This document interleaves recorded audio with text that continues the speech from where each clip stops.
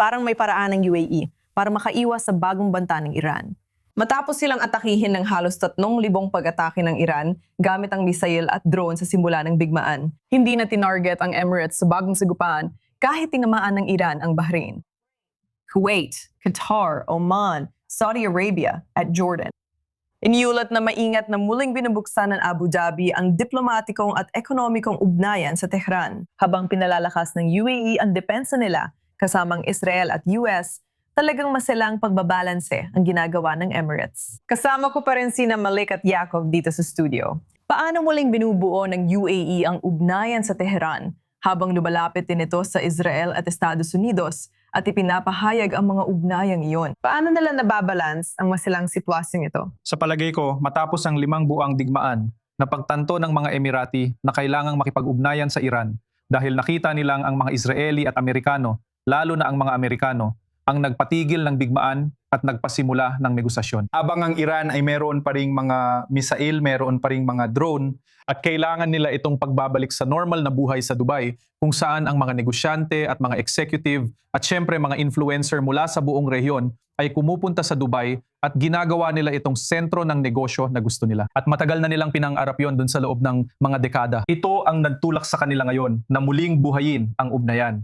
Kasama rito ang mga pag-uusap sa Iran. Tungkol ito sa ugnayan sa kabuuan, hindi lang sa mga pag-uusap. Dahil nakikita natin na may mga ferry na mula sa pantalan ng Dubai papuntang Iran, nagdadala ng mga kalakal at tao papuntang Iran. 20,000 katao na pinalayas mula sa Dubai noong unang mga linggo ng digmaan bilang parusa sa Iran ay ibinalik.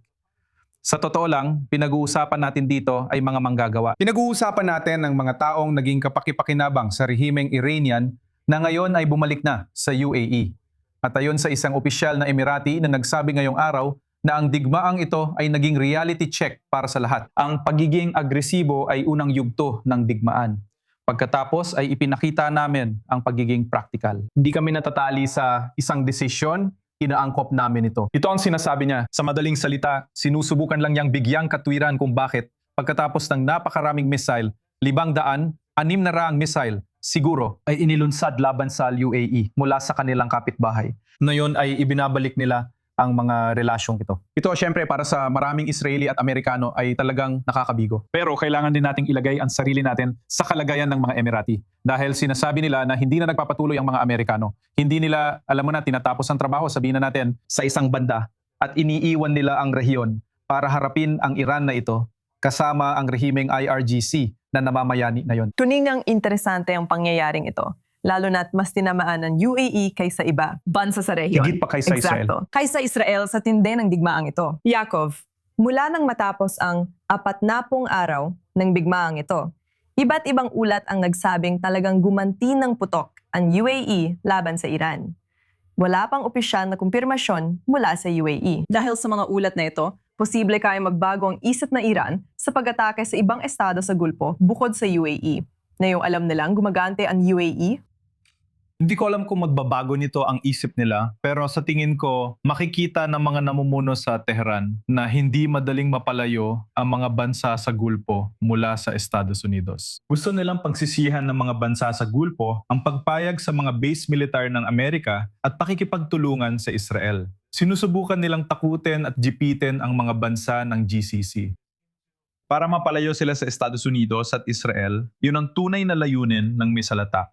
Kahit sinasabi ng iba na magulo at walang koordinasyon, simula pa lang malinaw na may layunin ito. Ang bagay dito ay mukhang nabigo ang layunin ito dahil kahit na nag-iingat ang UAE sa mga desisyon nito, at alam mo, sa tingin ko, natural lang para sa mga bansa sa Gulpo na may Iran sa kabilang panig ng dagat na magsalita sa iba't ibang paraan kapag kailangan nilang mag-navigate sa ganitong klaseng kapitbahay na siga na patuloy silang pinatakot at binabantaan. Kaya gaya ng sinabi ni Balil, naiintindihan ko ang pananaw nila. Pero kung titingnan ang lahat ng kilos at pahayag nila, hindi lang nila ipinagpapatuloy ang pagpayag sa mga base militar ng Amerika, tuloy din ang paglapit ng UAE sa Israel. Meron tayong maraming ulat tungkol sa UAE na lalo pang umaasa sa mga sistemang pangdepensa sa impapawid ng Israel. Nagkaroon ng palitan ng intelihensya kaya tila nabigo ang layunin ng Iran. Hindi ko nakikitang lumalayo ang mga bansa sa Gulpo sa Amerika. Hindi ko nakikitang lumalayo ang UAE sa Israel. Ito ang mga pangunahing layunin ng Iran. At hindi ko nakikita na natutupad ang alinman sa mga layuning yon. Mahalagang banggitin ito habang sinusuri natin kung paano hinaharap ng mga bansa sa Gulpo ang krisis. Ang kontrol sa hipot ng Hormuz ay isa pa ring pangunahing issue. Ayon sa ulat, nagmungkahi ang Oman sa Iran ng pinagsamang mekanismo para pamahalaan ang Hormuz na may voluntaryong bayarin. Sa ganito, hindi lang Iran ang kokontrol sa daan ng tubig. Ang panukalanang ito ay nakabatay sa Strait of Malacca sa pagitan ng Malay Peninsula at isla ng Sumatra, Indonesia. Ang mga barkong dumadaan sa Kipot ay kusa na nagbibigay pondo para sa nabigasyon at proteksyon sa kalikasan at paghahanap at pagsagip. Walang opisyal na pahayag mula sa Oman, pero sinabi ng Iranian Foreign Minister Abbas Araghchi na may magkakahiwalay siyang tawag ng Lunes sa malakatapat niya sa Oman at Saudi Arabia.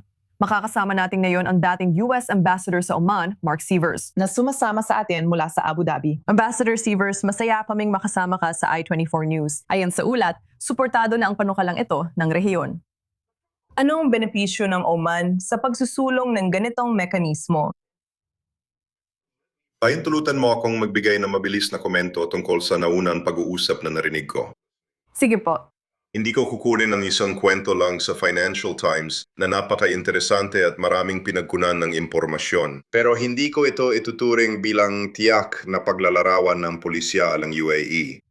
May mga pagkakaiba, sigurado, sa pagitan ng Dubai na talagang sa loob ng mga dekada ay napakalapit ang ugnayan sa Iran sa larangan ng ekonomiya at may napakalaking populasyon ng mga Iranian na naninirahan doon at Abu Dhabi na siyang pampulitikang kabisera.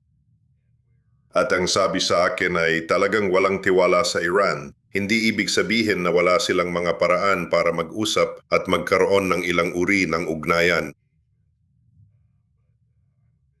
Pero medyo nagdududa ako sa lawak ng pagbabago sa pulisya ng mga Emirati.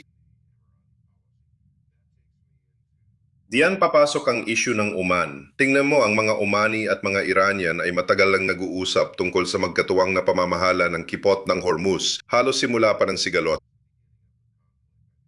Sa tingin ko, bandang kalagitnaan ng Marso pa nang unang pumunta ang delegasyon ng Oman sa Tehran para pag-usapan ito. Naglabas ang mga Omani ng halos kaparehong ideya mga isang linggo na ang nakalipas at pagkatapos ay tinamaan sila ng mga ballistic missile. Malapit sa hangganan ng UAE sa tangway ng Musandam na siyang bahagi ng teritoryo ng Oman na katabi ng kipot ng Hormuz. Kaya malinaw na may napakakomplikadong laro na nangyayari dito sa pagitan ng mga Omani at mga Iranian. Sinusubukan ng mga Iranian na takutin at gipitin ang lahat. Kapag sinabi ng Foreign Minister ng Iran na may suporta mula sa rehiyon para dito, nagdududa talaga ako doon. Ang pag-uusap nila sa Saudi Arabia ay hindi ibig sabihin na may suporta mula sa rehiyon. Ang pangunahing issue dito ay walang sinuman ang gustong hayaan ang Iran na kontrolin ang kipot ng Hormuz kapag natapos na ito at walang gustong payagan silang maningil ng tol na patuloy nilang iginigiit na karapatan nila. Ang mahalaga, hindi lang Iran ang may kontrol sa daanan ng tubig. Sa panukala, pamamahalaan ito ng mga bansa sa Gulpo, lalo na ng Oman at Iran. Pero sino ang nakakaalam ng nangyayari sa likod ng eksena? Ginagamit ba ng Iran ang lakas at pananakot para mapanatili pa rin ito ang ganap na kontrol kahit hindi yon tahasang nakasaad sa papel? Ito mismo ang naging dahilan kung bakit bumagsak ang MOU. Akala ng Estados Unidos, akala ni Pangulong Trump na may kasunduan tayo sa Iran na hindi sila paputok sa mga barko sa kipot at bubuksan ito. Ang mga Omani, ang mga Iranian ay may sarili nilang interpretasyon na ang MOU ay nagbigay sa kanila ng kapangyarihan para kontrolin ang kipot at may ilang bahagi ng teksto doon na sumusuporta sa pananaw na iyon. Sa tingin ko, hindi ito maayos na nainegosasyon at nang makita nilang ang US Navy ay nag-e-escort ng mga barko sa tubig ng Oman, nagsimula silang paputukan ang mga ito. Iyan ang dahilan kaya muling nagpasimula ng pambobomba si Trump ilang linggo na ang nakalipas. Naniniwala akong hindi mapagkakatiwalaan ang Iran. Sa tingin ko, ito rin ang pananaw ng, hindi ko alam, sa tingin ko, ganun ang pananaw ng militar ng US, pero maaaring hati ang administrasyon ng Estados Unidos dito. Sa tingin ko, ganyan din ang pananaw ng karamihan sa Gulpo. Kaya anong kasiguraduhan ang hinahanap ng mga estado sa Gulpo, pati na rin ng Estados Unidos, para matiyak na hindi ito mauuwi tulad ng MOU muli? Sa personal ko opinion, kailangan nating ipagpatuloy ang pagbuwag sa katayahan ng Iran na umatake sa mga barko. Doon nakatutok ang pambobomba nitong 2 linggo, tapos huminto na ito. Sa tingin ko tama yon, ipagpatuloy lang. Pahinaan sila hanggat maaari. Kapag napagtanto nilang hindi na nila kayang gawin ang ganitong operasyon, saka sila magiging mas makatuwiran sa pagsisikap na makipagkasundo. Yan ang opinion ko. Tama. Ambassador Mark Sievers, ikinagagalak naming makasama ka at marinig ang pananaw mo sa mga kasalukuyang kaganapan sa loob at paligid ng Kipot ng Hormuz. Salamat sa pagsama sa amin dito sa 24 News. Ikinagagalak ko.